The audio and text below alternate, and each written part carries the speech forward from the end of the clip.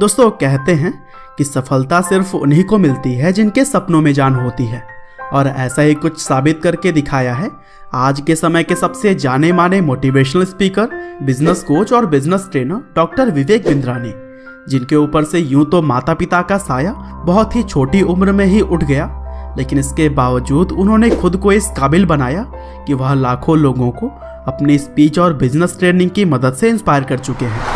और दोस्तों आज के इस वीडियो में भी हम जानने वाले हैं डॉक्टर विवेक बिंद्रा के संघर्ष और सफलता की पूरी कहानी कि किस तरह से एक सन्यासी ने पूरी दुनिया के लाखों लोगों को सफलता की नई दिशा दिखाई।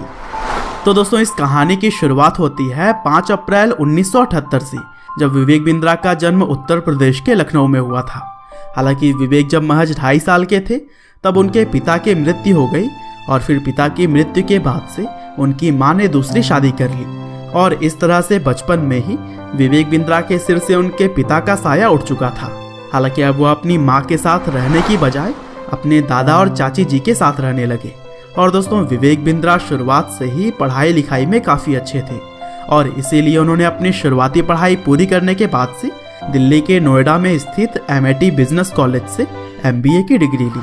साथ ही विवेक बिंद्रा ने कई सारे इंटरव्यू के माध्यम से यह बताया कि उन्हें खेलों का शौक भी शुरू से ही है, क्योंकि अगर उनके जीवन में खेल नहीं होते तो जिस तरह से उनका समय काफ़ी सारे संघर्षों से गुजरा है वह आसानी से आगे नहीं बढ़ता। और दोस्तों आपने विवेक बिंद्रा को काफ़ी सारे वीडियोस और सेमिनार्स में बाउंस बैक शब्द का इस्तेमाल करते हुए जरूर ही सुना होगा। दरअसल यह शब्द भी खेलों से ही प्रेरित होकर लिया गया है।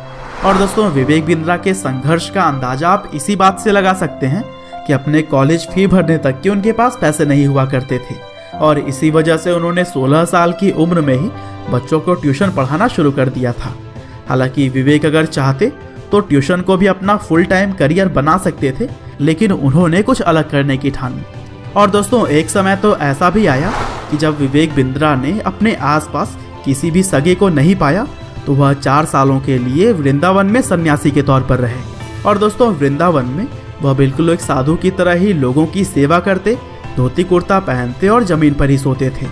हालांकि मानसिक तौर पर काफ़ी सारे प्रॉब्लम्स से गुजर रहे डॉक्टर विवेक बिंद्रा को शांति देने के लिए उनके गुरु ने उन्हें गीता पढ़ने की सलाह दी, और अब उनके वीडियोस में भी हम गीता के ज्ञान को लोगों तक पहुंचाते हुए उन्हें देख सकते हैं। हालांकि विवेक बिंद्रा जी का मानना है कि गीता कोई धार्मिक किताब नहीं है, बल्कि यह जीवन को किस तरीके से जीना है इस बात को सिखाती है। और विवेक बिंद्रा का यह मानना है कि वह आज जितने भी सफल हैं उसमें गीता के ज्ञान का भी काफ़ी महत्व है।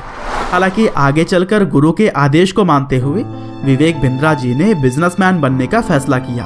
साथ ही उन्होंने यह निर्णय लिया कि जो भी लोग पैसों के अभाव में एक सफल बिजनेसमैन नहीं बन पाते हैं वह उनकी सहायता करेंगे। और दोस्तों यही वह आदमी है जिसे कि हम एक सफल motivational speaker, business coach, business trainer और एंटरप्रेन्योर के रूप में देखते हैं।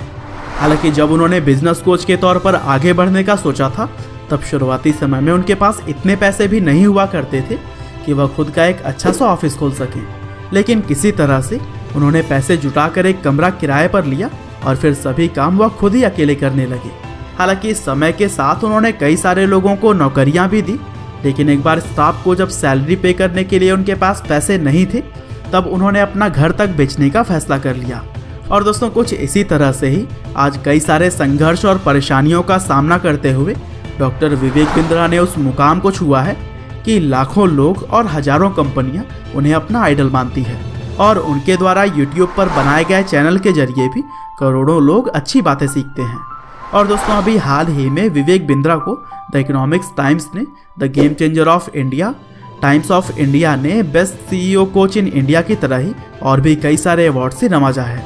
और दोस्तों जिस तरह से विवेक बिंद्रा हम सभी को मोटिवेट करते हैं वह सच में इन अवार्ड्स के हकदार हैं। वैसे दोस्तों आप भी हमें कमेंट करके ज़रूर बताइएगा कि क्या आप भी विवेक बिंद्रा के वीडियोस देखते हैं?